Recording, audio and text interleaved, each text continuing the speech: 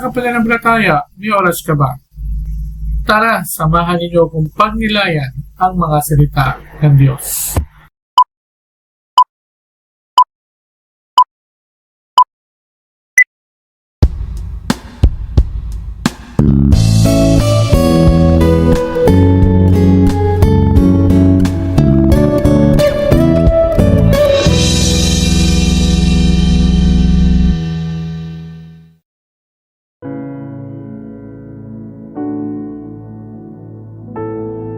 Ang mabuting balita ng Panginoon ayon kay San Mateo.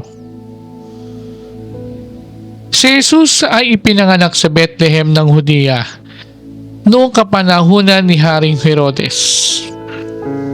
Dumating naman sa Israel ang ilang pantas mula sa silangan at nagtanong-tanong doon, nasaan ang ipinanganak na hari ng mga Hudyo? Nakita namin sa silangan ang kanyang tala at naparito kami upang sambahin siya. Nang mabalitaan ito ni Haring Herodes, siya'y naligalig. Ngayon din ang buong Jerusalem. Kaya tinipon niya ang lahat ng punong saserdote at mga eskriba sa Israel at tinanong sa kanila kung saan ipinanganak ang Mesiyas. Sa Bethlehem po ng Hudiya, tugon nila. Ganito ang sinulat ng propeta.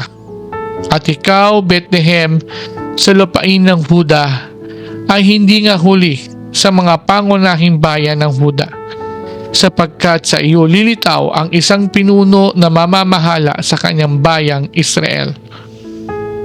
Nang mabatid ito, lihim na ipinatawag ni Herodes ang mga pantas at tinanong kung kailan lumitaw ang tala. At pinalakad niya sila patungong Bethlehem. Matapos pagbili na ng ganito, humayo kayo at inyong hanaping mabuti ang sanggol. Kapag inyong natagpuan, ibalita agad ninyo sa akin upang ako may makasamba sa kanya. At lumakad na nga ang mga pantas. Muli silang pinangunahan ng talang nakita nila sa silangan hanggang sa sumapit ito sa tapat ng kinaroroonan ng bata. Ngayon na lamang ang galak ng mga pantas nang makita ang tala. Pagpasok sa bahay, nakita nila ang bata sa piling ng kanyang inang si Maria. Lumapit sila at nagpatira pa at sinamba ang bata.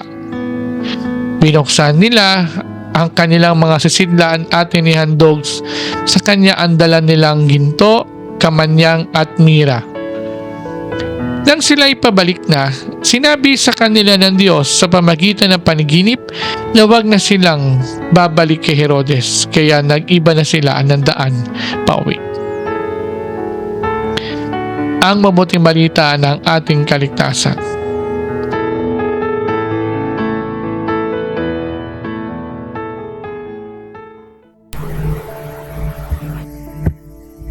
Ano ang iyong madalas na sinusundan?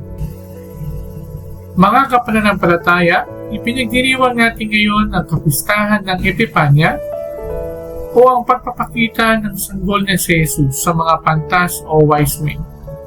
Ito yung pagdiriwang sa ikalawang linggo pagkatapos ng Kapaskuhan.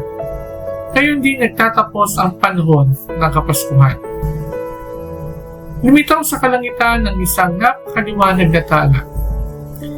Ayon sa mga biblical scholars, ito ay tinatawag na tala ni David o Star of David. Ito ay nagpapahiwatig na ang ipinanganak ay isang napakahalagang tao. Nakita ito ng mga pantas at alam nila na ang kahulugan ng tala na ito. May mga nagsasabi na ang mga pantas na ito ay mga astrologo o mga taong biyasa sa pagbabasa ng mga bituin at iba pang mga bagay sa kalawakan. Kung ilan sila, ito ay walang katiyakan sa ngayon. Pero sa ating tradisyon kasi, ito ay tatlo dahil sa tatlong regalong ibinibigay o ibinigay nila kay Jesus. Pinuntahan nila ang lugar na ito o ang lugar na tinuro ng tala para sumamba at magbigay-pugay sa bagong silang na si Jesus. Ang kanilang regalo ay ginto dahil siya ay hari, Kamanyan dahil siya ay pinakamataas at pinakadakilang saserdote, at Mira na nagpapakita ng mga mangyayari kay Jesus pagdating na kanyang kamatayan. Subalit sa kanilang paglalakbay ay nakasilunguhan nila si Herodes. Nagbalat kayo. Si Herodes, naggusto rin daw niyang sumamba kay Jesus. Subalit, alam naman natin ang kanyang ginawa. At alam ng Diyos ang nasa loob niya. Kung kaya't imbis na bumalik ang mga pantas, sila ay nag-iba ng daan. Sa buhay natin, marami tayong mga talang sinusundan. May talang magdadala sa atin sa kapahamakan. Meron din namang magdadala sa atin sa kabutihan at kabanalan. Alin ang mas pinipili ninyong sundan? Aling liwanag ang inyong sinusundan? Ang liwanag ba na papunta kay Jesus o ang liwanag na papuntang kasalanan? Marami naman sa atin ang gumagawa ng paraan para sundan ang liwanag na hatid ni Jesus. Marami ang ginagawa ang lahat para makaiwas sa kasalanan. Subalit, sa ating pagsisikap na gumawa ng kabutihan, ay may mga taong nagsisilbing hadlang sa ating mga gawain. Parang Herodes, na kunyari ay may magandang hangarin, subalit sa likod ng kanyang utak ay may masamang balakid. Hari nawa sa ating patuloy na pagsunod kay Jesus. Magsilbi din tayong tala at gabay sa iba. Dali natin ang ating mga kapwa patungo sa Diyos. Sambahin natin si Jesus na may ginito ang puso. Mira ng kapakumbabaan at pag-una o pag-intindi sa kapakanan ng iba bago ang ating kapakanan, at kamanyang ng ating pagsamba at panalangin sa Diyos. Piliin natin ang mas mabuting paraan na pamumuhay ngayong bagong taon sa pamagitan ng pag-iwas sa pagiging mapagmataas at sa mga gawaing maghahatid sa atin o magdudulot sa atin ng kasalanan. Sa puntong ito, samahan ninyo ako sa isang panalangin.